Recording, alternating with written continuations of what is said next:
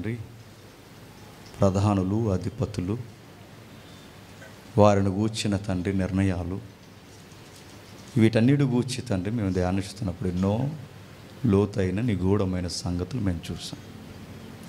ఇక ఈరోజు ప్రత్యేకంగా మీ నుండి వేరుపడి ఈరోజు సమాజాన్ని నడిపిస్తున్న తండ్రి కనిపించిన ఒక మహాశక్తి, అతని గూర్చి మేము అర్థం చేసుకోవడానికి ప్రయత్నం చేయుచుండగా ఈ ఆంతర్యముల నుండి తండ్రి మాకు పరిస్థితులు సమకూర్చి మీ చిత్తమైతే తండ్రి టెక్నికల్గా తండ్రి మేము ముందుకు కొనసాగుతూ ఈ మాటలు ధ్యానించడానికి మాతో మా అందరితో ఉంటారని అర్థిస్తున్నాం. మీ దయలో కృపలో తండ్రి, మీ వాక్యము చేత తండ్రి ఎందరైతే తండ్రి రక్షింపబడాలనుకుంటున్నారో వాళ్ళందరినీ తండ్రి వాడి తంత్రాల నుంచి బయటకు లాగడానికి తండ్రి ఈరోజు మొదటిగా వాడి గూర్చి బాహాటంగా వెలువరించి మాట్లాడుచుండగా మీ సహాయమును మీద తండ్రి మీ పరిశుద్ధాత్మ యొక్క కుమ్మరింపును మాకు అనుగ్రహిస్తారని కోరుతూ సమస్త మహిమ ఘనత మీకే ఆరోపిస్తూ క్రీస్తున్నామని ప్రార్థన సమర్పిస్తున్నాం తండ్రి. ఆమేన్. అయిందా? ఓకే, అలానే ఉండండి. ఎవరైనా కింద ఉన్న వాళ్ళు ఉంటే పైకి వచ్చేయండి, చిన్నపిల్లల దగ్గర పెట్టుకోండి. చీకట్లో ఉన్నవారు జాగ్రత్త, సౌండ్ జాగ్రత్త పెంచండి. మీరు యాభాలాభంగా చూడొద్దు, ఆ వీడియోలో ఏం కనబడుతుందో జాగ్రత్తగా అబ్జర్వ్ చేయండి. చూద్దాం ఒకసారి.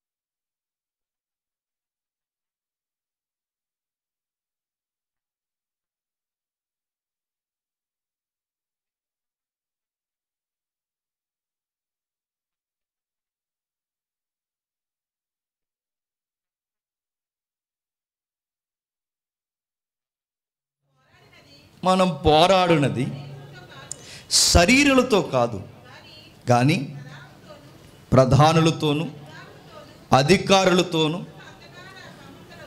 ప్రస్తుత అంధకార సంబంధులకు లోకనాథులతోనూ. సౌండ్ రావట్లేదు అట్లా లైవ్లో. ఒక విషయం చెప్తున్నాడు చూడండి, అపవాది తంత్రాలు అన్న. తంత్రము అంటే చూసా మనకు తెలిసినట్టు అంటే కొన్ని పదాలు ఏం తెలియదు మనకి. తంత్రము అంటే ఒకడు అన్నాడు టెక్నిక్ అన్నాడు, ట్రిక్ అన్నాడు.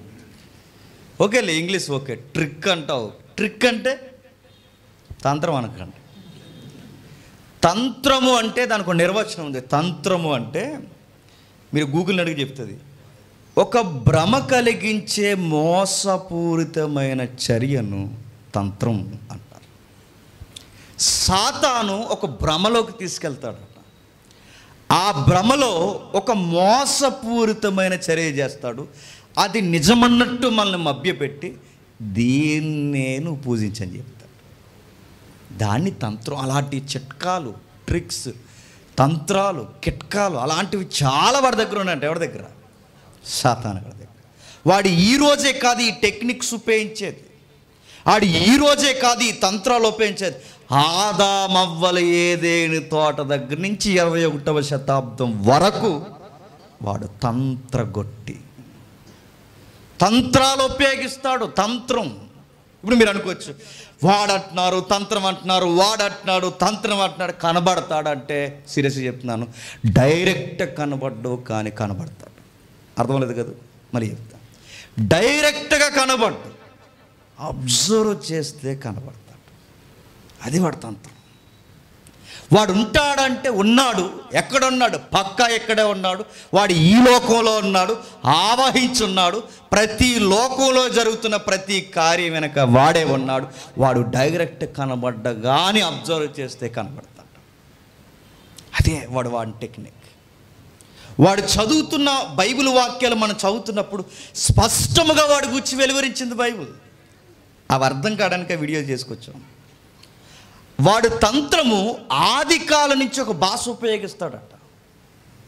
వాడు ఫైట్ ఆది నుంచి ఏంటో తెలుసా? దేవుడికి వేరుగా దేవుడిగా ఉండాలన్నదా టెక్నిక్. అంతే. దేవుడున్న ఆ గవర్నమెంట్ ఏదైతే ఉందో ఆయనకు ఆపోజిట్ గవర్నమెంట్గా ఉండాలి. అదే ఆ టెక్నిక్.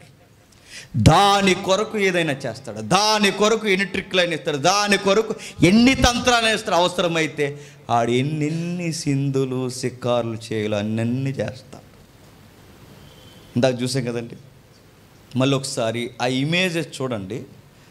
ఒక్కొక్క ఇమేజ్ చూసినప్పుడు కొన్ని రెఫరెన్స్ నేను చూపిస్తాను. ఒకసారి చూద్దాం. యెరెమీయా గ్రంథం, ముందు లేవియా కాండం గ్రంథం, లేవియా కాండం 18వ అధ్యాయం. లేవియా కాండం 18వ అధ్యాయం, లేవియా కాండం 18వ అధ్యాయం 21వ వచనం.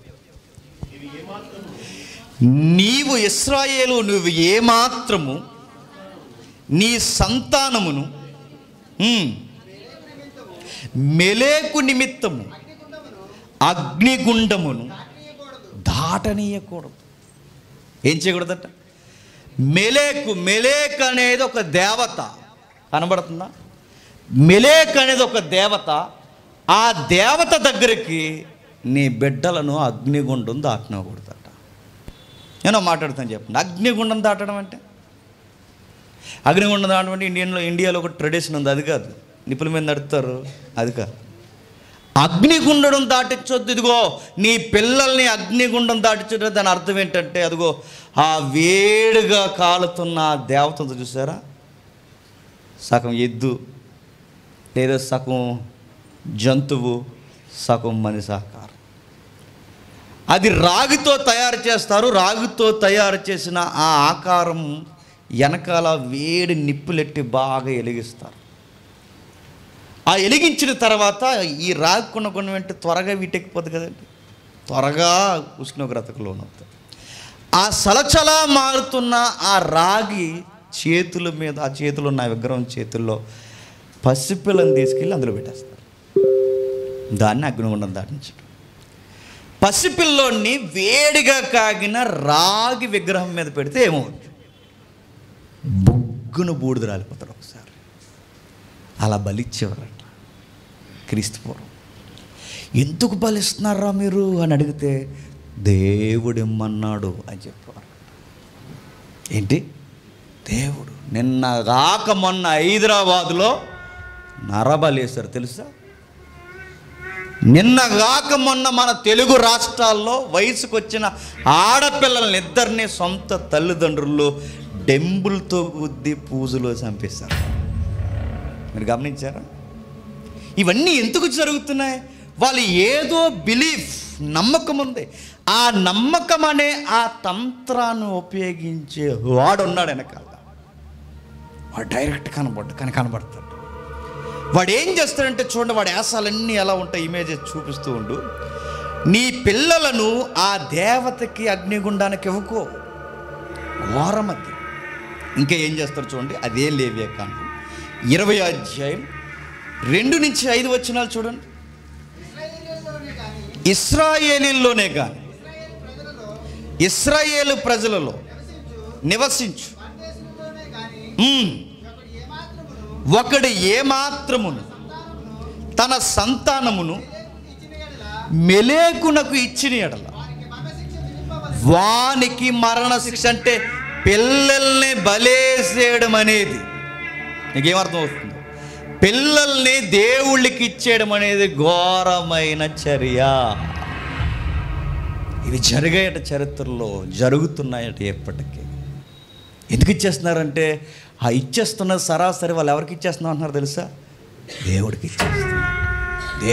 దేవుడికి ఆ దేవుడికి ఇచ్చేస్తున్నామన్న ఫీల్లో ఉన్నారు కనుకే వాళ్ళు దేవుడికి ఇస్తూ వాళ్ళు దైవారాధన చేస్తున్నాం అంటున్నారట. యెర్మీయా గ్రంథం చూడండి 19వ అధ్యాయం. యెర్మీయా గ్రంథం 19వ అధ్యాయం. యెర్మీయా గ్రంథం 19వ అధ్యాయం 5వ వచనం.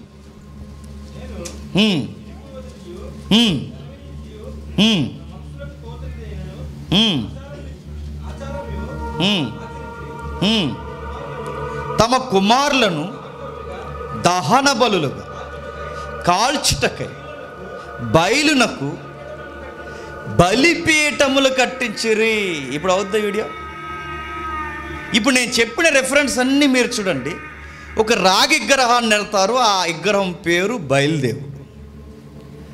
ఒక విగ్రహాన్ని పెడతారు, ఆ విగ్రహం పేరు మెలేకు, మొలేకు, ఇంకొకటి ఏదో పేరు పెడతారు.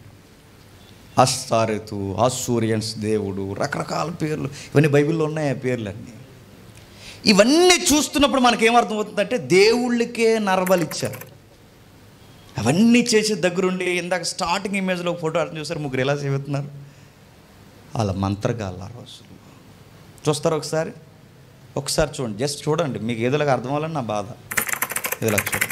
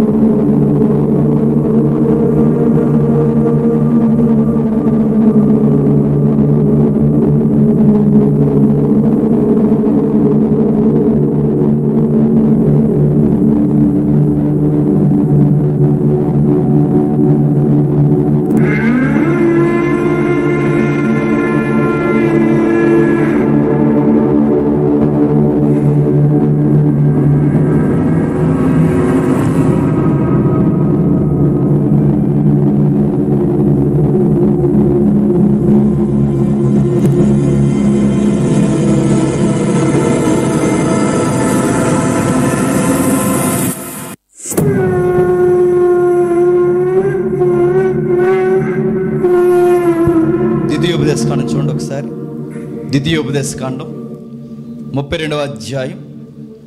ద్వితీయోపదేశకాండం 32వ అధ్యాయం. ద్వితీయోపదేశకాండం 32వ అధ్యాయం. నేను కొన్ని క్వశ్చన్స్ అడుగుతాను, మీరు చెప్పాలి. ద్వితీయోపదేశకాండం 32వ అధ్యాయం 17వ వచనం.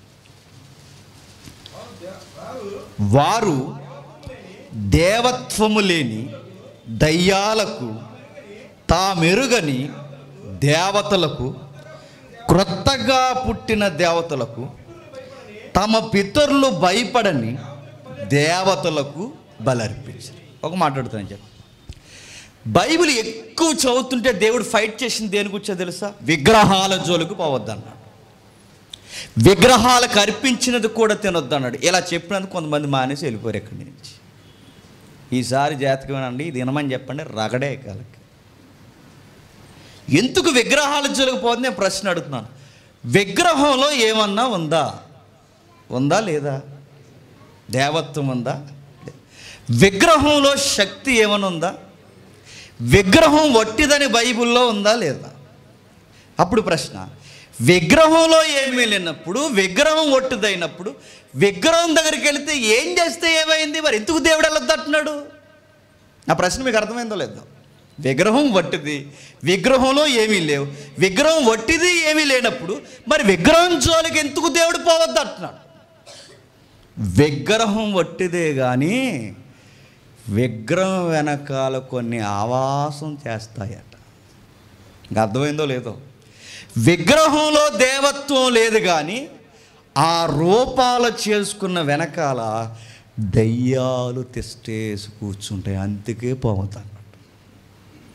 నీకు భయం వేస్తుందో లేదు? ఈసారి దయ్యాలు ఉంటాయంటే ఉంటాయి, అవి పక్కాగా ఎక్కడుంటాయంటే ఇదిగో దేవుడని పేరెట్టి పూజలు, నైవేద్యాలు, బలులు ఏవైతే జరిగిస్తున్నారో వాటి వెనకాల ఎవడు తెస్టేసి కూర్చుంటాడంటే ద్వితీయోపదేశకాండం అంటుంది దయ్యాలుంటాయి అన్నాడు.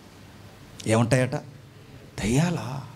అంటే ఈ విగ్రహాల వెనకాల ఏముంటాయంటే దయ్యాలుంటాయంటే దయ్యాలుంటాయి. వాటిలో అవి నివాసం చేస్తాయి, వాటి దగ్గర అవి ఆవాసం చేస్తాయి. అవి విచిత్రమైన భంగముల చేత మనుషుల్ని ఎలా మబ్బు పెట్టాలో అక్కడ ఉండి ప్లాన్ చేస్తూ ఉంటాయి. మరో రెఫరెన్స్ చూస్తారా? అలానే ఉంచండి. లేవియాకాండం రండి. లేవియాకాండం 17వ అధ్యాయం. లేవియాకాండం 17వ అధ్యాయం. లేవియాకాండం 17వ అధ్యాయం 7వ వచనం. లేవియాకాండం చెప్పిన ప్రతి రెఫరెన్స్ చూడాలి. లేవియాకాండం 17వ అధ్యాయం 7వ వచనం. వారు వ్యభిచారులై అనుసరించుచూ వచ్చిన దయ్యాల పేరట వధించినట్టు ఇక మీదట తమ బలి పశువులను వధింపరాదు. ఇది వారి తరతరాలకు వారికి నిత్యమైన కట్టడి. ఇప్పుడు చెప్పండి, బలులు, నైవేద్యాలు, అర్పణలు ఇస్తున్న ఆ ఆకారాల వెనక ఎవరున్నని బైబిల్ చెబుతుంది? దయ్యాలున్నాయి. దయ్యాలు నివాసాలు చేస్తాయి. మరో మాట చెప్పిన, పాత నిబంధనే కాదు, క్రొత్త నిబంధన సరాసరి అన్నాడు మీరు దయ్యాల బలలో చెయ్యడుతున్నాడు అన్నాడు. ఎక్కడ చదవం ఒకసారి? కొరింథీయులకు రాసిన మొదటి పత్రిక 10వ అధ్యాయం. కొరింథీయులకు రాసిన మొదటి పత్రిక 10వ అధ్యాయం 20వ వచనం చూడండి. కొరింథీయులకు రాసిన మొదటి పత్రిక 10వ అధ్యాయం 20వ వచనం. అన్యజనులు అర్పించు బలులు దేవునికి కాదు. దేనికట? దయ్యాలకే అర్పించుచున్నారని చెప్పుచున్నాను. మీరు దయ్యములతో పాలువారగుట నాకు ఇష్టము లేదు. మీరు ప్రభు పాత్రలోనిది దయ్యాల పాత్రలోనిది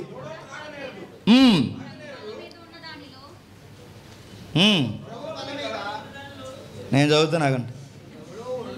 మీరు ప్రభు పాత్రలోనిది దయ్యాల పాత్రలోనిది కూడా త్రాగనేరరు. ప్రభు బల్ల మీద ఉన్న దానిలోను దయ్యాల బల్ల మీద ఉన్న దానిలో కూడా పాలు పొందనేరరు. సందర్భం మీకు తెలుసు. కొరింథీ పత్రిక 8వ అధ్యాయం చూపించి చాలామంది చేసిన పని ఏంటి చెప్పిన, విగ్రహాలకు అర్పించి తిన్నా ఏం కాదు, విగ్రహాలకు అర్పించి తిన్నా ఏం కాదు, విగ్రహాలకు అర్పించి తిన్నా ఏం కాదేంటి 10వ అధ్యాయం అన్నాడు, చాలా అవుతుంది అన్నాడు, చాలా ప్రమాదం అన్నాడు. ఆ 8వ అధ్యాయం విగ్రహం వట్టిదే, విగ్రహంలో ఏమీ లేదు, విగ్రహంలో దైవత్వం ఏమీ లేదు, కానీ దైవం ఉంది. విగ్రహాల్లో ఆ దైవత్వం కూడా శక్తి ఏమీ లేదు, కానీ దయ్యాల ఆవాసం ఉంది. అది ద్వితీయోపదేశ కాండంలో ఉంది, లేవియా కాండంలో ఉంది, యెర్మియాలో ఉంది, యెహెజ్కేల్లో ఉంది. పాత నిబంధన ప్రవక్తలందరూ గొంతెత్తారు సార్. అందుకే విగ్రహాల జోలికి పోవద్దంటే అందులో దేవుళ్ళు కాదు ఉన్నది, దైవం కాదు ఉన్నది, దయ్యమే ఉంది, దాని జోలికి పోవద్దు. బయలు అనే దాని జోలికి పోవద్దు, మెలోక్ అనే దాని జోలికి పోవద్దు, అష్టారత్ అనే దేవత జోలికి పోవద్దు, అర్తిమీ దేవి దేవత జోలికి పోవద్దు, అదృష్ట దేవి దేవత జోలికి పోవద్దు. మీరు కామోసు ఏ దేవతలు ఉన్నాయి ఈ దేవతల జోలికి పోవద్దు. ఎందుకంటే పేరుకి ఆ పేర్లు కానీ వెనకాలన్నదంతా సైన్యం ఒక్కటే, దయ్యాల గుంపు ఉంది. ఏముంది? దయ్యాల గుంపు ఉంది. అందుకే పౌలు గారు చాలా క్లారిటీగా అంటున్నాడు, 8వ అధ్యాయంలో విగ్రహంలో ఏమీ లేదన్న పౌలు గారే 10వ అధ్యాయంలో దైవత్వం లేదు కానీ దయ్యం ఉందన్నాడు. 8వ అధ్యాయంలో దైవత్వం లేదు, 10వ అధ్యాయంలో దయ్యం ఉంది. మేము ప్రసాదాలు తినేస్తామండి, అవి తినేస్తామంటే పౌలు ఏమంటున్నాడు తెలుసారే, విగ్రహం జోలికి పోయినా, వాడికి అర్పించినవి తినినా, వాటి దగ్గర నువ్వు పనికి మాలిన ఆ కాలయాపన చేసినా నువ్వు దయ్యాలతో సహవాసం చేస్తున్నావు అన్నాడు. అంతే. ఒకవేళ ఎవరైనా విగ్రహాలకు అర్పించి తినొచ్చు అని అంటే నేను సీరియస్గా చెప్తున్నాను, తినొచ్చు అనే ఆప్షన్ ఎక్కడుంది చెప్పండి. మీరు సరిగ్గా చదవండి. కొళ్ళు పెద్దవి చేశారు. ఎందుకు తినకూడదంటే అది దయ్యాలకి సంబంధించింది. అది ఆ విగ్రహం అనేది వెనకాల దయ్యం ఉంది, అది ఎలా తింటావు? తినడానికి వీలు లేదు. ఎందుకంటే వాడు నివాసం చేస్తున్నాడు, వాడి బుద్ధి అది ఈ సమాజానికి ఒక తంత్రం వేశాడు. ఆ తంత్రం ఏంటంటే ఇవే దైవాలు, ఆరాధించండి అన్నాడు. దైవాలని ముందు ఆకారాలు చూపించాడు. ఆ దైవాల పేరడు పూజలు జరుగుతుంటే అవన్నీ ఎవడు తీసుకుంటున్నాడు చెప్పండి? ఆడే తంత్రం. వెనకాల ఆడుండి ఎదర దేవుడు ఫోటో పెట్టి ఇదే దేవుడు అని చెప్పి వెనకాల హారతులు అందుకుంటున్నాడట. ఎంత ఘోరం అండి! అందుకే చెప్తున్నాడు చూడండి, ఇదిగో లేదు కానీ అన్యజనులు అర్పించు బలులు దేవునికి కాదు దయ్యాలకి అర్పించుచున్నారని చెప్పుచున్నాను. మీరు దయ్యాలతో పాలువారగుట నాకు ఇష్టం లేదు, అందుకే ఆ ప్రసాదాలు బల్లలో చేయట్కండి. విగ్రహం వట్టిదే, ఏమీ లేదు, అందులో శక్తి లేదు, ఏమీ లేదు, కానీ వాడి తంత్రం మాత్రం ఉంది అక్కడ. వాడి తంత్రాలు మాత్రం పనిచేస్తే ఇది సీరియస్గా మనం డిస్కషన్ చేసిన విషయం అండి. ఎవరు పట్టించుకుంటున్నారు చెప్పండి? తినేయండి అనగానే తినేరు, ఇంకంతే. తినేయండి అనగానే ఏం తినేస్తారు? పౌలు గారు 10వ అధ్యాయం ఎందుకన్నాడు? ఒక మాట అడుగుతున్నావు, మరి అక్కడ ఎందుకు అలా అన్నాడంటే, నేను ఒక మాట అడుగుతాను, ఇంటికి వెళ్ళిన తర్వాత ఆ సబ్జెక్ట్ ఇంట్రెస్ట్ ఉండవలసి చదవండి. అవిశ్వాసి ఎదుడు తినొద్దు అన్నాడు, బహిరంగంగా తినొద్దు అన్నాడు, రహస్యంగా తింటే దెయ్యాల బలలో తిన్నట్టే అన్నాడు. ఏంటి బహిరంగంగా తినకపోయి, అందరి ఎదుట తినకపోయి, రహస్యంగా తినకపోయి ఇంకెక్కడ తింటావు? చంద్రమండలం పోయి తింటావా? ఎక్కడ? మొత్తం మీద ఆయన కంటెంట్ ఏంటి చెప్పండి? తినకండి, అంతే. వాటి జోలికి పోకండి. ఎక్కడా తినమన్న ఆప్షన్ లేనప్పుడు ఎక్కడ తిను, కానీ ఎక్కడ తినకంటే మనం ఇంకెక్కడా తినడానికి లేదు, భూమి మీద తినకూడదు. ఎక్కడికి పోయింది తినకూడదు. ఎందుకు తినకూడదు? ఆ బలులు, ఆ నైవేద్యాలు, వాటి జోలికి ఎందుకు పోకూడదంటే బైబిలే చెప్తుంది, ఇది నా సొంత భాష్యం కాదు. వాటి వెనక దైవత్వానికి బదులు కుతంత్రం జరుగుతుంది, కుతంత్రం. వాడి బుద్ధి ఏంటో తెలుసా? ఒకరోజు యేసుక్రీస్తు వారి దగ్గరకు వస్తాడు, వచ్చాడంటాడు, నాకు మొక్కు, ఈ లోకమంతా నీకు ఇచ్చేస్తానంటాడు. ఎందుకలా అంటున్నాడు అన్నాడు? ఆడికి కావాల్సింది ఏంటి చెప్పనా? నేను కూడా దేవుడిని, నేను దేవుడిని. ఆది నుంచి ఆడి గొడవ పరలోకం నుంచి ఏంటి చెప్పండి? దేవునితో సమానుణ్ణి, అంతే. నేను దేవుణ్ణి, దేవునితో సమానుణ్ణి, నాకు కూడా పూజలు రావాలి, నన్ను కూడా ఆరాధించాలి. ఆ గిల ఆడుకుంటూ పోయే సరాసరి మానవ ఆకారంలో ఉన్న దేవుడి దగ్గరికి వచ్చి నాకు పూజ చేయి అంటున్నాడు. చూడండి, తెలుసుగా, చదివారుగా. నాకు మొక్కు, ఈ లోకాన్ని అంతా ఇచ్చేస్తాను, నా మీద సాగిలిపోడు, ఇదంతా రాసి ఇచ్చేస్తానంటే వాడికి మొక్కితే చాలు, నీకు ఏదైనా చేయాలి. నేను ఓపెన్గా కొన్ని చెప్పకూడదు, క్లాస్ అయిన తర్వాత నన్ను అడగని చెప్తాను. కొన్ని దిక్కులకి వెళ్తే పని అవుతున్నది అని అంటే అవుతుంది, ఇంకా ఓపెన్గా చెప్పకూడదు. నేను ఆడన్నాడు, ఆడు ఆఫర్ ఇచ్చాడు, బంపర్ ఆఫరు, నాకు మొక్కండి పనులు అవగొడతాను అన్నాడు. ప్రభువుకే ఇచ్చాడు ఆఫరు, నువ్వు నాకు మొక్కు, ఇదంతా తెచ్చి నీ పాదాల కింద పడేస్తా అన్నాడంటే ఇప్పుడు ఏదో ఒక ఆబ్జెక్టివ్ పెట్టుకొని దాన్ని దైవత్వం మనం ఒక భ్రమలో, ఒక తంత్రంలో ఉండి దానికి మనం ఏదో వర్షిప్ చేస్తే అక్కడ పనులు అవగొడతాడంటే ఏమో అవగొడతానంటున్నాడు. వాడు అవగొడతా. మీరు నా దగ్గరకు వస్తే కొన్ని జరిగించే ప్రయత్నాలు చేస్తాం. లేదంటే అక్కడికి వెళ్తే ఇన్ని వారాలు వెళ్తే పని అవుతుందట, అన్ని వారాలు వెళ్తే పని అవుతుందంట, అలా చేస్తే పని అవుతుందట, ఇలా చేస్తే పని అవుతుందట, అలా అంట ఎలా అంటే ఏమో ఆడు ఏ మంత్రం వేసి కూర్చున్నాడు అక్కడ, క్షమించండి, తంత్రం వేసి కూర్చున్నాడు వాడు. అలాంటివన్నీ ఉపయోగిస్తాడు. ఇంకా విషయం చెప్పనా, ఆ దశలోనిక పత్రికలో ఒక వ్యక్తిత్వాన్ని బయలుపరుస్తూ ఒక ప్రభుత్వం వ్యక్తో వెనకాల ఉన్నది మాత్రం వాడే. ఒక విచిత్రమైన వాడి ఆలోచన బయట పెడతారు పౌలు గారు. చూడండి, దశలోనిక పత్రిక 2వ పత్రిక, దశలోనిక సంఘానికి రాసిన పత్రిక 2వ పత్రిక 2వ అధ్యాయం 4వ వచనం చూడండి. ఏది దేవుడు అనబడును, ఏది పూజింపబడును దానంతటిని ఎదిరించుచు, దానంతటికీ పైగా వాడు తనను తానే హెచ్చించుకొని, ఆడి గుణమే అది. ఏడు చెప్పాడు, ఏది దేవుడు అనబడతాదో, ఏ పూజింపబడతాదో, ఏది ఆరాధింపబడతాదో అక్కడ నిలబడి అంటాడట, నేనే దేవుణ్ణి, నన్నే ఆరాధించండి, రండ్రా నా బిడ్డలారా అంటాడట. మనం వెళ్ళి ఏవేవో ఇచ్చేస్తాం. మనం ఏమి ఇచ్చేస్తాం మీకు తెలియాలి. తల ఇచ్చేస్తాం, తల నీళ్ళలు ఇచ్చేస్తాం, 2000 రూపాయలు మారతా, లేదంటే కట్టిచ్చేసారు. మొన్న పేపర్లో వచ్చి చూశారు. ఇచ్చేస్తాం, ఎందుకంటే పనవగొట్టే దేవుడు, ఇచ్చేస్తాం.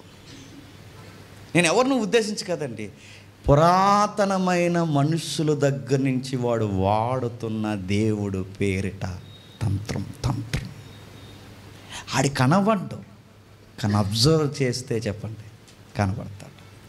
వాడు డైరెక్ట్గా కనబడ్డా, కానీ జరుగుతున్న ఈ తంతు కార్యక్రమాలన్నీ చూడండి, ఆడు కనబడుతున్నాడు, ఆడు ఖచ్చితంగా తెలుస్తున్నాడు. దేవుని పేరట వాడు చేస్తున్న తంత్రగుట్టైన పనులు ఖచ్చితంగా కనబడుతున్నాయి. ఇదిగో వాడు దేవుడు ఎక్కడుంటే అక్కడుండి తనను తాను హెచ్చించుకుని తానే దేవుడు అనిపించుకోవాలని నాకు వర్షిప్ చేయండి అంటాడంట.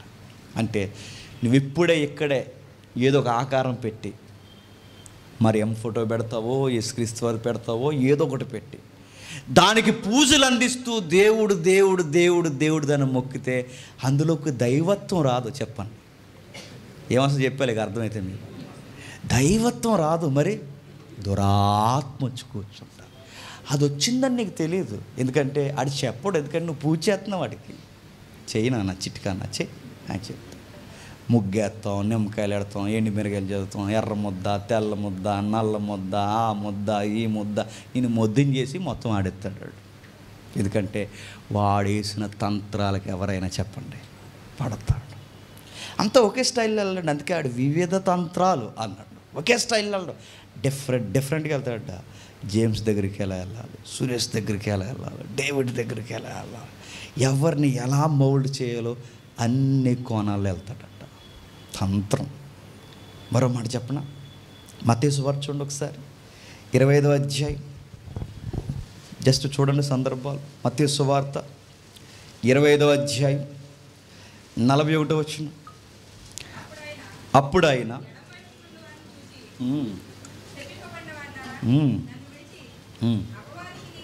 అపవాదికిని వాని దూతలకును సిద్ధపరచబడిన నిత్యాగ్నిలోనికి పోవుడి, నేను ఆకలి గొంటిని. ఎక్కడ పోవాలట? అపవాదికిని వాని దూతలకును సిద్ధపరిచిన నిత్యాగ్నిలోనికి పోండి. ఆ మాట వ్యాఖ్యానకర్తలు ఏమన్నారంటే, నిత్యాగ్ని అంటే నరకం. అంటే నరకము ఎవరి కోసం సిద్ధం చేయబడింది చెప్పండి? అపవాదికిని వాడిని. అంటే నరకం అనేది మనుషుల కోసం చేసింది కాదు, మరి ఎవరి కోసం చెప్పండి? సాతాను యొక్క దూతలు. వాడికి భాషలో ఏముంటుందంటే పిశాసి వాడి అనుసరులకి చేశాడట. సాతాను పిశాచి ఎవడైతే అదృశ్య శక్తులు ఉన్నాయో వాళ్ళ కొరకు ఆ నరకం అనేది చేయబడిందట. మరి మనం ఎందుకు నరకానికి వెళ్తున్నామంటే వాడు సత్యము కాదు, వాడు వట్టివాడు, దైవత్వం లేదు, వాడి జోలికి పోకని సత్యము ఎంత వినిపించినా వినబడుతున్నా పట్టించుకోకుండా పట్టుబట్టి మేము ఇదే చేస్తామని సాతాను వెంబడిస్తున్న ప్రతి ఒక్కడికి సాతానెళ్ళే నరకంలోనికి పాలు పంపులు ఇస్తున్నాడు కనుకే నరకానికి వెళ్తున్నామట. మీకు అర్థమైంది లేదు? ఇలాంటి అర్థం ఏ మంత్రం వేసాడు మీకు అర్థం అవ్వకుండా చెప్తున్నాను నేను. వాడు ఎందుకు నరకం అనేది మన కోసం కాదు, సాతానికి సాతాన దూతలకి. మరి నరకానికి మనం ఎందుకు వెళ్తున్నావు? ఎందుకంటే నరకానికి నువ్వు ఎందుకు వెళ్తున్నావు అంటే సత్యదేవుని వదిలేసావు, వీడి తంత్రాల్లో వాడిని పూజిస్తూ తిరుగుతున్నావు. నీకు సత్యం ఎంత చెప్పినా అర్థం అవట్లేదు, వాడి తంత్రమే నీకు బాగా అర్థమవుతుంది, నింపుకుంటుంది. అంటే పట్టుబట్టి మరీ వాడిని వెంబడిస్తున్నావు కనుక వాడిని వెంబడించిన ప్రతి ఒక్కరు వాడు ఎక్కడికి వెళ్ళాడో అక్కడికే వెళ్తారు. అంతే జరగబోయేది ఇదే. నరకానికి ఇంతమంది లోకంలోని వారు ఎందుకు వెళ్తారంటే వాడు వెళ్ళిన కాడికి వెళ్తారు. కారణం ఒకటే, వాడు చేసినది వాళ్ళు కూడా చేస్తున్నారు. ఇప్పుడు మీకు డౌట్ రావాలి, అంటే ఇప్పుడు ఈ కనబడుతున్న దైవానికి వ్యతిరేకంగా ఉన్న ఈ ప్రపంచంలో గ్రీకు, మధ్యాసియా, ఐగుప్తి, అసూరియన్స్, బాబులోనియన్స్, మెడోపేర్షియన్స్, రోమన్స్, పెద్ద పెద్ద రాజ్యాల్లో పూజలందుకున్న ఈ దైవాల పేరట వెనకాలన్న రాజ్యాలు కళ్ళు గప్పేసిన తంత్రగొట్టేవాడు చెప్పండి.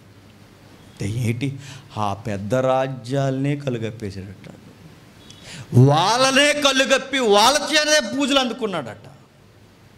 చిత్రం ఏంటి చెప్పిన, వాడు అందుకోవడమే కాదు, వాడు చాలా రకరకాలు చేస్తాడట. మీకు డౌట్ రావచ్చు, ఇంత చెప్పాకంటారు ఊరుకోండి ఆకారాల్లో దెయ్యాలు ఉండడం ఏంటి అని. ఇలాంటి వాళ్ళకి మరి గట్టిగా చెప్పాలి కదండి. మరి నిర్మించుకున్న ఆకారాల్లోనికి దయ్యాలు వెళ్ళడం ఏంటని అడుగుతారు. మాట్లాడుతాను చెప్పండి. బైబిల్ రికార్డ్స్ మనం చదువుతున్నప్పుడు మనుషుల్లోకి దయ్యాలు వచ్చాయని చదివాం లేదా? చదివాం. పందుల్లోకి దయ్యాలు వచ్చాయని చదివాం లేదా? మనుష్యులకు శ్మశానంలో దయ్యాలు పెట్టి తిరిగారని చదివాం లేదా? ఇప్పుడు నా ప్రశ్న, మనుషుల్లోకి దయ్యాలు వచ్చాయి, పందుల్లోకి దయ్యాలు వచ్చాయి, మనుషుల్లోకి పందుల్లోకి దయ్యాలు వచ్చినప్పుడు పెట్టుకున్న ఆకారాల్లోకి రావు? బ్రహ్మాండంగా వస్తాయి. మీకు అర్థమైందో లేదో? మనుషుల్లోకి వచ్చినవి, జీవం కలిగిన మనుషుల్లోకి వచ్చినవి జీవం లేని ఆకారాల్లోనికి రావు, వస్తాయి. అవి వచ్చి తెస్టేసి కూర్చుంటాయి. అక్కడికి వెళ్తే భయం వేస్తుందని అంటే ఏమో మరి నాకు తెలియదు.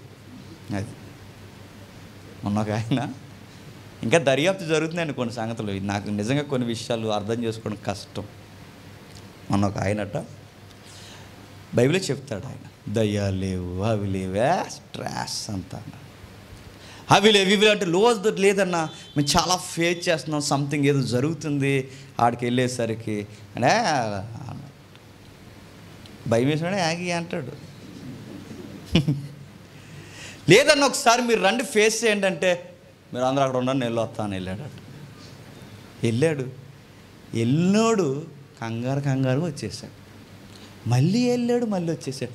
అలా వచ్చేస్తున్నాయి ఏంటనంటే ఆడికి వెళ్ళిన వెంటనే పడిపోతున్నాను రా అన్నాడు. నిజంగా అప్పటి వరకు నమ్మడండి ఆయన.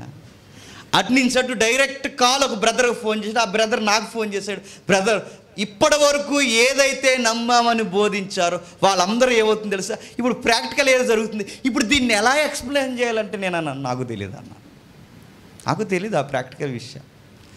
నేను ఇంకా ఎక్స్పీరియన్స్, నాకు తెలియలేదు, ఎప్పుడు అది ఫేస్ చేయలేదు, నాకు తెలియదు. కానీ ఒక విషయం తెలుసు, బైబిల్లో మనుషులకు దయ్యాలు పట్టాయి, అది నాకు తెలుసు. విగ్రహాల లోపలికి దయ్యాలు వచ్చాయి, అది నాకు తెలుసు. పందుల్లోకి దయ్యాలు వచ్చాయి, అది నాకు తెలుసు. కానీ ఆ ఊర్లో ఏం జరుగుతుందో నాకు తెలియదు. ఏమో దయ్యంగాడు ఒక్కొక్కరికి ఒక్కోలా వాడి విధి విధానాలు చూపిస్తాడు. అందుకే మత్తయి సువార్త తర్వాత మార్కు సువార్తలో ఏం జరుగుతుందో చూడండి ఒకసారి. మత్తయి సువార్త క్షమించండి, మార్కు సువార్త 5వ అధ్యాయం, మార్కు సువార్త 5వ అధ్యాయం, మార్కు సువార్త 5వ అధ్యాయం మొదటి వచనం చూడండి. యేసుక్రీస్తు వారు తన బృందం సముద్రమునకు అద్దరునున్న గెరాసేనుల దేశమునకు వచ్చిరి. ఆయన దోణి దిగగాని అపవిత్రాత్మ పట్టిన వాడు కూడా సమాధుల్లో నుంచి వచ్చి ఆయనకు ఎదురుగా పడింది. అపవిత్రాత్మ పట్టిందట. అపవిత్రాత్మ ఎవరికి పట్టింది చెప్పండి? కదిలే మనిషికి పట్టింది. అంటే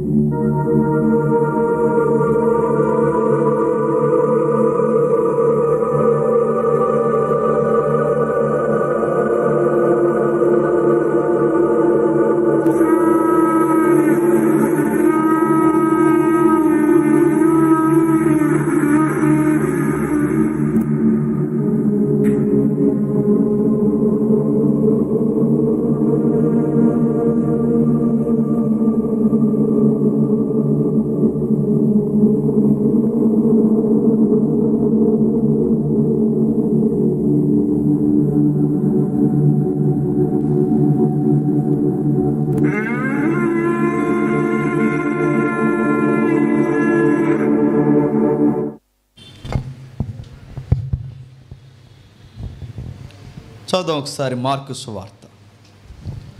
మార్కు సువార్త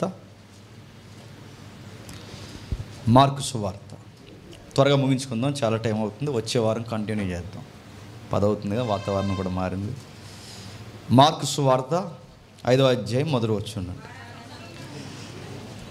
ఆయన దోణి దిగగానే అపవిత్రాత్మ పట్టిన వాడు సమాధుల్లో నుండి వచ్చి ఆయనకు ఎదురుపడెను. వాడు సమాధుల్లో వాసము చేసేడు వాడు, సంకెళ్ళతో నేను ఎవడును వానిని బంధింపలేకపోయాను.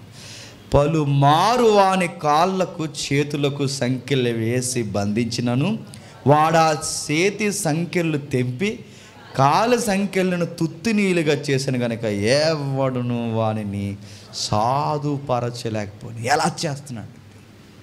ఒక సామాన్యమైన మనిషి ఇనుముని ఎలా తుంచేగడుతున్నాడు? వాడు కాదు తుంచుతున్నది, చెప్పండి. వాళ్ళు ఉన్న డెవిల్స్ పవర్ తెంచేస్తుంది, ముక్క ముక్కలుగా తెంచేస్తుంది. ముక్క ముక్కలుగా తెంచేయడమే కాదు, ప్రభు అయిన యేసుక్రీస్తు వారు వచ్చిన వెంటనే వాడు సాష్టాంగపడిపోయినాడు. సర్వోన్నతుడైన దేవుడి కుమారుడా, నాతో నీకేం పని, అంత త్వరగా ఎలా వచ్చేసావు అన్నాడు.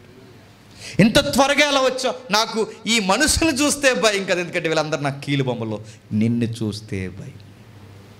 నేను మాట్లాడుతున్నాను, ఈ శరీరం కాకపోయినా ఇంకో శరీరంలోకి నన్ను పంపే, అది ఏ శరీరమైనా పర్లేదు, దగ్గరలో ఏ శరీరం ఉందో చూసుకున్నాయి, ఆ శరీరం పందుల గుంపు ఉంది, ఆ గుంపులోకి పోయి. అంటే సాతాను, మీరు గమనించండి, ఆది నుంచి అందులో దూరం వీడికి బాగా అలవాటు అన్నమాట. సాతాను అవ్వం దగ్గరకు వచ్చాడు. ఎలా వచ్చాడు? అలా వచ్చాడా? సర్పంలోంచి వచ్చాడు.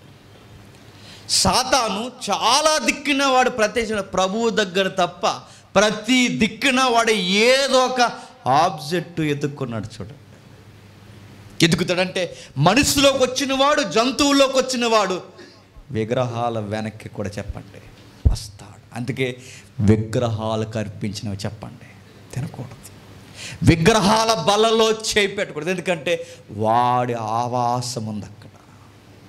మరో మాట చూస్తారా? లూకా సువార్త 13వ అధ్యాయం, లూకా సువార్త 13వ అధ్యాయం, లూకా సువార్త 13వ అధ్యాయం 16వ వచనం, లూకా సువార్త 13వ అధ్యాయం 16వ వచనం. ఇదిగో 18 ఏండ్ల నుండి సాతాను బంధించిన అబ్రహాము కుమార్తె అయిన ఈమెను విశ్రాంతి దినమందు ఈ కట్ల నుండి ఎన్ని సంవత్సరాలట? 18 సంవత్సరాల నుంచి ఒక మనిషికి పట్టేస్తున్నాడట. అంటే మనుషులకి ఎన్ని సంవత్సరాలైనా పడతాడంటే పడతాడు వాడు. ఒక విషయం గమనించండి, ఒకరికి పడతాడు, పట్టి పడగొడతాడు. ఒకరికి పడతాడు, పడగొట్టాడు. వాడు చాలా నాలెడ్జ్గా మాట్లాడతాడు, ఆల్రెడీ ఆడికి పట్టేసాడని మనకు తెలియదు. ఇదో టెక్నిక్. మళ్ళీ కొన్ని కేసులేమో పట్టాడు, పట్టిన వాళ్ళని పిచ్చి పిచ్చిగా మాట్లాడించి శ్మశానాల్లో తిప్పాడు. మరికొంతమంది పట్టాడు, ఆ పట్టినప్పుడు వాళ్ళని కిందడే లేదు, శ్మశానానికి వెళ్ళనే లేదు, ఏకంగా రాజు సింహాసనం మీద కూర్చోబెట్టి ఎవరు అక్కడ అన్నాడు. సరాసరి ఎవరికి పట్టాడు తెలుసా? దావీదు గారికి పట్టాడు. ఇటు దావీదు గారికి పట్టాడా? దావీదు గారికే పట్టాడంటే చెప్పండి, మనం పెద్ద తూరిగలు పేర్చాడికి గుర్తుపెట్టుకోండి. దావీదు గారికే పట్టాడు.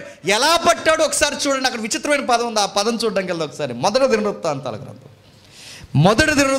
గ్రంథం 21వ అధ్యాయం, మొదటి దినవృత్తాంతాల గ్రంథం 21వ అధ్యాయం మొదటి వచనం.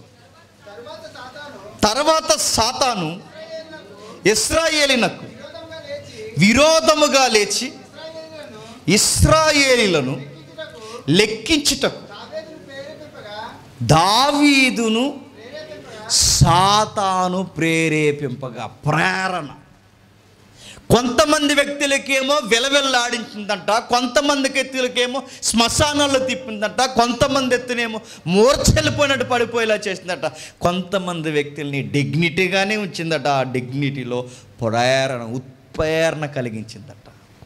ప్రేరణ అంటే దావీదు గారిలాగా ఉన్నారు. దావీదు గారు బాగానే మాట్లాడుతున్నారు, దావీదు గారు ఫైట్ కోసమే మాట్లాడుతున్నారు, దావీదు గారు యుద్ధానికి పోదామని చెప్తున్నారు. కానీ దావీదు గారు వెనకాల ఎవడ ఆవహించున్నాడట? లెక్కెట్టు పర్లేదంట. ఆ లోపల ఉండి అంటాడట, చూడు ఎవరో చూడకుండా చూసుకో అంటాడట. భలే సలహాలు ఇస్తాడంటాడు. చెయ్యి, పబ్లిక్ అవ్వకుండా చెయ్యి అంటాడు. దావీదు గారు కూడా అంటున్నాడు, చాలా ముమ్మరంగా జరుగుతుంది, లెక్క లేకపోతే ఎలా బ్రదర్, లెక్కెట్టు అన్నాడు. దావీదు గారిలోకి వచ్చింది, దావీదు గారిని పడగొట్టలేదు. దావీదు గారిలోకి వాడి ప్రేరణ వచ్చింది, దావీదు గారిని శ్మశానాలు, దావీదు గారిని సింహాసనం మీద ఉంచాడు, లెక్కెట్టించాడు. ఒక్కొక్కరిని ఒక్కోలా పాడు చేస్తాడు. ఎప్పుడు ఆరాధన ఎటురా, ఎప్పుడు ఆదివారం ఆరాధన ఎటురా, ఒక ఆదివారం ఎగ్గొడు సినిమాకి వెళ్ళరా అంటాడాడు. కొత్త సినిమాకి వెళ్ళకపోతే, ఈ వయసులో వెళ్ళకపోతే ఏ వయసులో వెళ్తావని కానీ నువ్వు అంటే వెంటనే వెనక్కి తిరిగి అంతేనంటావు అన్నయ్య అంటాడు. అంతే తమ్ముడు వెళ్ళిపో అంటాడు. నీకు అటకారం చెప్తున్నాను కానీ ఆ లోపల ఆ ప్రేరణ ఇస్తాడు. మరో విషయం చెప్పిన, సరాసరి యేసుక్రీస్తు వారికి దగ్గరగుండా ఆయనతో కూర్చొని భోజనం చేసి పానీయం చేసి ప్రార్థన చేసి ఆయనతో దివారాత్రులు తిరుగుతున్న పేతురులోకి వచ్చేసాడట. ఓర్ నాయనో, ప్రభు దగ్గర ఉన్న పేతురు దగ్గరకు వచ్చేస్తే ప్రభు లేడు మన దగ్గర. ఆడ ఆల్రెడీ వచ్చి ఎన్ని చేస్తున్నాడు ఏటో. ప్రభువు దగ్గర ఉన్న పేతురు దగ్గరకు వచ్చాడు, ప్రభువుకి దగ్గరగా ఉన్న దావీదు దగ్గరకు వచ్చేసాడు. దివారాత్రుల ధర్మశాస్త్రం ధ్యానించే దావీదులోకి వచ్చేస్తే, ప్రభువుకి దగ్గరకు ఉన్న పేతురు దగ్గరకు వచ్చేస్తే మనమే ఎవరం గొట్టంగాళ్ళు. ఎప్పుడు 24 hours వైపోయిలో మన దగ్గర ఉంటాడు. ఇలా చేయి చిట్టుకన్నా అని చెప్తాడు, నేర్పిస్తాడు. వాడు ఎన్నో నేర్పిస్తాడు, ఒక్కటి కాదు రెండు కాదు. వాడు ఒక్కొక్కరిని ఒక్కోలా కొడతాడు, వాడు ప్రేరేపిస్తాడు. మరో మాట చెప్పనా, ఈ సొసైటీ ఎంత నెట్వర్కింగ్ జరుగుతుందో లేదో నాకు తెలియదు, కానీ అది వైఫైవో G5 4 3D 4G ఎందులో ఉందో నాకు తెలియదు, కానీ బైబిల్ ఒక మాట ఉంది, మొత్తం నెట్వర్క్ ఆడ అండర్లో ఉందట. ఎవరన్నా చెప్పనా? ఒకసారి చూడండి, మొదటి యోహాను పత్రిక 5వ అధ్యాయం, మొదటి యోహాను పత్రిక 5వ అధ్యాయం, మొదటి యోహాను పత్రిక 5వ అధ్యాయం 19 వచ్చింది. ముగించుకుందాం. మొదటి యోహాను పత్రిక 5వ అధ్యాయం, మనము దేవుని సంబంధులమనియు లోకమంతయు దుష్టుని యందున్నదట. ఏటట? ఇప్పుడు మీకు బాగా అర్థం అవ్వాలి. ప్రభువుకి దగ్గరకున్న 12 మందిలో పేతురు దగ్గర ఉంది, దివారాత్రుల్లో ధ్యానిస్తున్న దావీదు దగ్గర ప్రేరణతో ఉన్నాడు. ఇప్పుడు ఏకముగా ఈ 21లో లేదా ఈ తరములో, ఆ రోజు నుంచి ఈ తరములో ఇప్పుడు ఎక్కడున్నా అందరి దగ్గర ఉన్నాడంట. ఎవరి దగ్గర ఉన్నాడు? అందరి దగ్గర. అందరి దగ్గర ఉంటే మరి ఎలా ఉన్నారు? అలా ఉంటారు. అక్కడ అలా బైబిల్ ఎట్టు కూర్చుంటారు, ఇక్కడ ఇలా ముసుకేసి కూర్చుంటారు, పాటలు పాడతారు, ప్రసంగాలు చెప్తారు, వందనాలు చెప్తారు, ప్రైజులు అంటారు, వెనకాలాడిని వేసుకుని తిరుగుతారట. ఉన్నాయి. ఎందుకంటే లోకమంతా మారకపోతే బైబుల్ పట్టుకున్న ఆడే ఉంటాడు, మారకపోతే ముసుకేసుకున్న వాడే ఉంటాడు. ప్రభువుని దగ్గరగా మనం తెచ్చుకోకపోతే వాడు అండర్లోనే పనిచేస్తామంట. అందుకని అన్నాను, వాడు డైరెక్ట్గా కనబడ్డ కానీ గమనిస్తే కనబడతాడు, వాడు డైరెక్ట్గా దొరకడు కానీ అబ్జర్వ్ చేస్తే దొరుకుతాడు. అందుకే పౌలు గారు కూడా ఏమంటే ఒకసారి చూడండి, 4వ అధ్యాయం 2 కొరింథీ పత్రిక, ముగించుకుందాం. 2 కొరింథీ పత్రిక 4వ అధ్యాయం 4వ వచనం, 2 కొరింథీ పత్రిక 4వ అధ్యాయం 4వ వచనం, దేవుని స్వరూపి అయి ఉన్న క్రీస్తు మహిమను కనపరచు సువార్త ప్రకాశం వారికి ప్రకాశింపకుండా నిమిత్తం ఈ యుగ సంబంధమైన దేవత. చూసారా? ఎవరట? ఈ యుగ సంబంధమైన దేవత వారు మనోనేత్రాలకి గుడ్డితనం. సువార్త చెప్తే తిరగబడతారు, ఎందుకంటే గుడ్డితనం. ఆ వెలుగు ప్రకాశింపనివ్వకుండా ఎవడెవడికి గుడ్డితనం ఎలా తేవాలో అలా తెచ్చాడట. ఒక్కొక్కరిలో ఒక్కోలా పనిచేస్తాడట. ఏజెన్సీలో ఉన్న వారికి ఒకలా పనిచేస్తాడు, టౌన్లో ఉన్నవారికి ఒకలా చెప్తాడు, ఆత్మీయ జీవితంలో భక్తి అన్న వాళ్ళకేమో ఇంకోలా పూజలు చేస్తాడు. ఒక్కొక్కరి దగ్గర ఒక్కో తంత్రం ఉపయోగిస్తాడండి. ఆడి పేరే తంత్రగొట్టి. వాడి పేరే తంత్రగొట్టి. భక్తిలో ఉన్న వాళ్ళకి ఎలా గుడ్డితనం తేవాలో తెలుసు, ఏజెన్సీలో ఉన్న వారిని ఎలా మబ్బు పెట్టాలో తెలుసు, టౌన్లో ఉన్న వారిని ఎలా మబ్బు పెట్టాలో తెలుసు, ఫీల్డ్లో సినీ ఫీల్డ్లో ఉన్న వారికి ఎలా ముసుకెళ్ళి తెలుసు, రాజకీయంలో ఉన్న అన్నీ తెలుసండి వాడికి. అందుకే లోకమంతా చెప్పండి యుగ సంబంధమైన దేవత చేతుల్లో నడుస్తుంది. అందుకే అన్నాడు, నాకు మొక్కండి బిడ్డలారా, మీకేం కావాలంటే అది ఇస్తాను. అప్పుడప్పుడు వ్యక్తులు బాబాల్లోకి దూరం అంటాడు, రండి నా బిడ్డలారా, కొట్టండి, మీ ముడుకులు చెల్లించండి, ఇస్తానండి. క్రిస్టియానిటీలో కూడా బాగా వినండి, ఒరిజినల్ క్రిస్టియానిటీ కానీ క్రిస్టియానిటీలో కూడా జాడలు కనబడుతుంటాయి, ఇస్లాంలో కూడా వాడి జాడలు కనబడతాయి, హైందవ సనాతన ధర్మాల్లో వాడి జాడలు ప్రతి దిక్కున వాడి గవర్నమెంట్ నడిపిస్తున్నాడు. అందుకే వాడు డైరెక్ట్ గవర్నమెంట్ అక్కడ పెట్టి మొత్తం చూస్తున్నాడు, నడిపిస్తున్నాడట. ఆకాశ మండలం ముందుండి ఈ సొసైటీని ఎలా నడిపించాలో చూసుకుంటాడట. ఒక్క వచనం చూద్దాం. ఎఫ్సీ పత్రిక 2వ అధ్యాయం ఎఫెసీ పత్రిక 2వ అధ్యాయం 2వ వచనం. ఎఫెసీయులకు రాసిన పత్రిక 2వ అధ్యాయం. మీరు వాటిని చేయుచు వాయుమండల సంబంధమైన అధిపతిని అనగా ఏటట అవిధేయులైన వారిని ప్రేరేపించుచు, అవిధేయులైన వారిని ఇప్పుడు ప్రేరేపించు శక్తికి అధిపతిని అనుసరించాడు. పేరే శక్తట, అదో ట్యాగాడికి. ప్రేరేపించు శక్తి, అధిపతి, ఈ ప్రపంచ ధర్మాన్ని నడిపిస్తున్న ఒక లోక నాయకుడు వాడు. ఇలా సొసైటీని నడిపిస్తున్నాడు. అన్ని వేళలా ఆడ ఆవహించేశాడు. ఇప్పుడు పౌలు గారు అంటున్నారు, మనం పోరాడునది శరీరులతో కాదు. విచిత్రమైన ఫైట్ అని చెప్పిన క్రైస్తవుడికి, కనిపిస్తున్న క్రైస్తవుడు కనబడని దయ్యాలతో ఫైట్ చేయాలంట. అయ్యే పని అండి ఇది. కనిపించే క్రైస్తవుడు కనబడని సాతానుతో ఫైట్. ఇప్పుడు అడుగుతున్నాను, వాడు కనబడ్డు, కానీ క్రైస్తవుడు అబ్జర్వ్ చేస్తే కనబడతాడు. ఆ కనబడుతున్న దాంతో ఫైట్.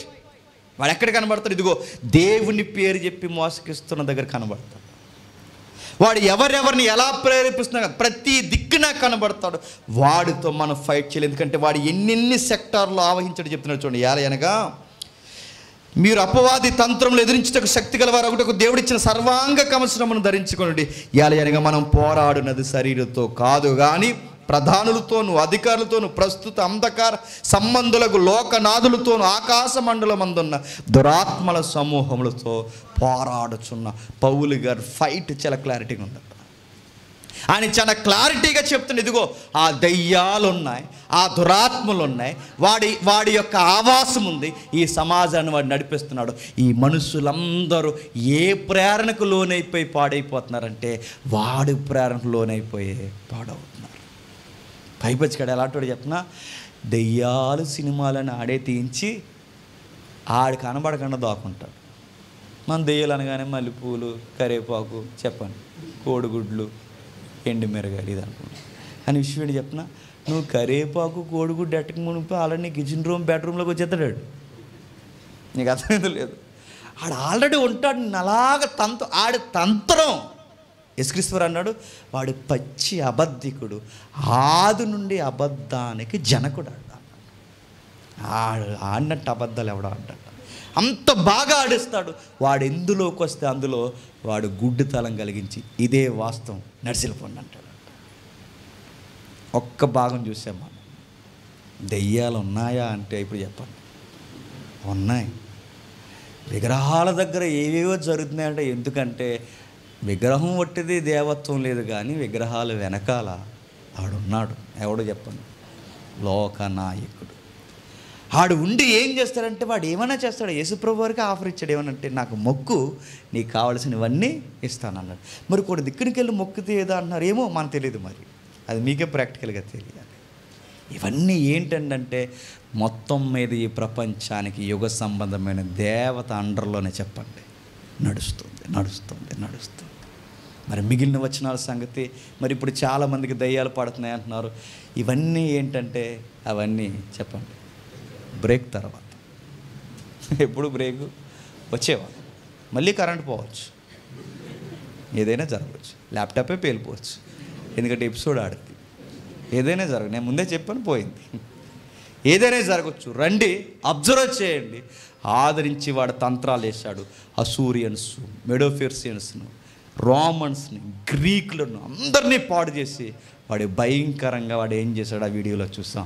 ఆ కనబడుతున్నవన్నీ విగ్రహాలే, కానీ ఆ విగ్రహాలు వెనక్కున్నది ఎవడు చెప్పండి, వాడి. అందుకే వాళ్ళ బలి మనుషులు చంపారంటే అలాంటి పని ఎవడు చేస్తాడు చెప్పండి, సాతానే చేస్తాడు. దేవుడు అన్నవాడు చేయించడు.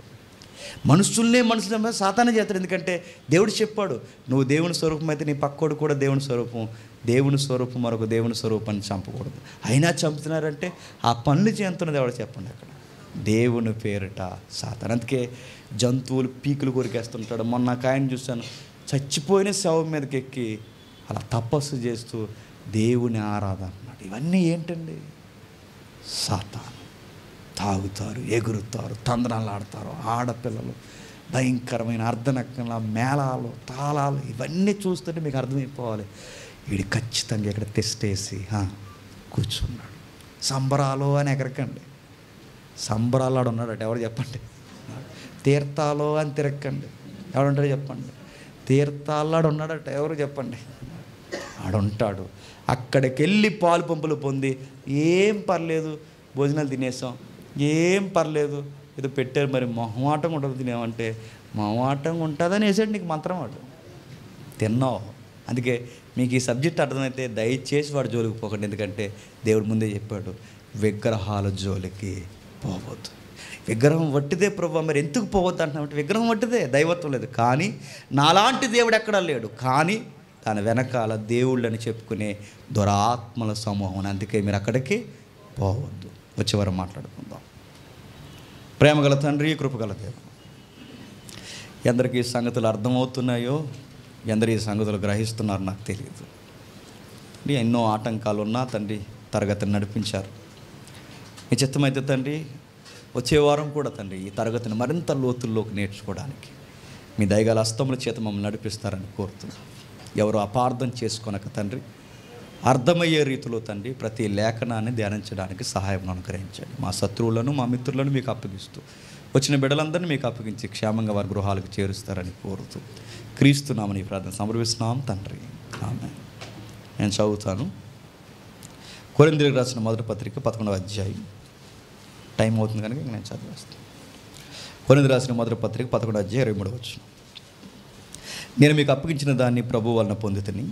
ప్రభు అయిన యేసు తన అప్పగింపబడిన రాత్రి ఒక రొట్టెను ఎత్తుకుని కృతజ్ఞతాస్తుతులు చెల్లించి దానిని విరిచి, ఇది మీ కొరకైన నా శరీరము, నన్ను జ్ఞాపకం చేసుకుంటే దీన్ని చేయడని చెప్పాను. ఆ ప్రకారమే భోజనమైన పిమ్మట ఆయన పాత్రను ఎత్తుకొని, ఈ పాత్ర నా రక్తం వలనైన క్రొత్త నిబంధన, మీరు దీనిలోని త్రాగినప్పుడల్లా నన్ను జ్ఞాపకం చేసుకుంటే దీన్ని చేయడని చెప్పాను. మీరు ఈ రొట్టెను తిని ఈ పాత్రలోని త్రాగినప్పుడల్లా ప్రభు వచ్చే వరకు ఆయన మరణమును ప్రచురించెదరు. కాబట్టి ఎవడు అయోగ్యముగా ప్రభు యొక్క రొట్టెను తిన్నునో లేక ఆయన పాత్రలోని త్రాగును, వాడు ప్రభు యొక్క శరీరమును గూర్చి రక్తమును గూర్చి అపరాధి అగును. కాబట్టి ప్రతి మనుష్యుడు తన్ను తాను పరీక్షించుకొనవలను, అలాగూ చేసి ఆ రొట్టెను తిని ఆ పాత్రలోనిది త్రాగవలను. ప్రార్థన. ప్రేమగల తండ్రి, కృపగల దేవా, తని మా కొరకు జరిగిన యజ్ఞయాగము కొరకు, మా భుజాల మీద మోపిన తండ్రి భారభరితమైన సువార్త కొరకు, మా కొరకు నలిగిన శరీరమును, మా కొరకు కార్చిన రక్తమును జ్ఞాపకం చేసుకుంటకు తండ్రి మాకు విలువైన తండ్రి వాడుకగా, సాంప్రదాయంగా, క్రైస్తవ పద్ధతి ప్రకారం మేము తీసుకుంటున్న తండ్రి ఈ రొట్టెను, ఆయన శరీరానికి సాదృశ్యమైన ఈ రొట్టెను తీసిన మేము తండ్రి మా శరీరాలను కూడా మీ పనికి సాధనాలుగా ఉపయోగించే ధనికరమైన పాత్రలుగా మమ్మల్ని నలపండి. ఆయన యాగమును ప్రచారం చేయడానికి తండ్రి ఈ రొట్టెలో మేము చేతులు ముంచుతున్నాం. ఈ పాత్రలోని రక్తాన్ని స్వీకరిస్తున్న మేము ప్రాణమైన, రక్తమైన తండ్రి మా ఊపిరైన మీ కొరకు తండ్రి, మీ పరిచర్య కొరకు ఇంకనూ ధారాళముగా తండ్రి ఒలికిస్తూ ఆరాధన చేయడానికి తండ్రి ఈ రక్తమును తీసుకున్న మేము జ్ఞాపకాల్లో మమ్మల్ని నడిపించి బాధ్యతతో ముందుకెళ్ళే ధన్యత మాకు దయచేయండి. ప్రత్యక్షంగా పరోక్షంగా ఈ కార్యం ఎవరైతే పాటిస్తున్నారో వాళ్ళందరితో మీరు ఉంటారని కోరుతూ అందరినీ మీ చేతులుగా అప్పగిస్తూ క్రీస్తున్నామని ప్రార్థన సమర్పిస్తున్నాం తండ్రి. ఆమేన్.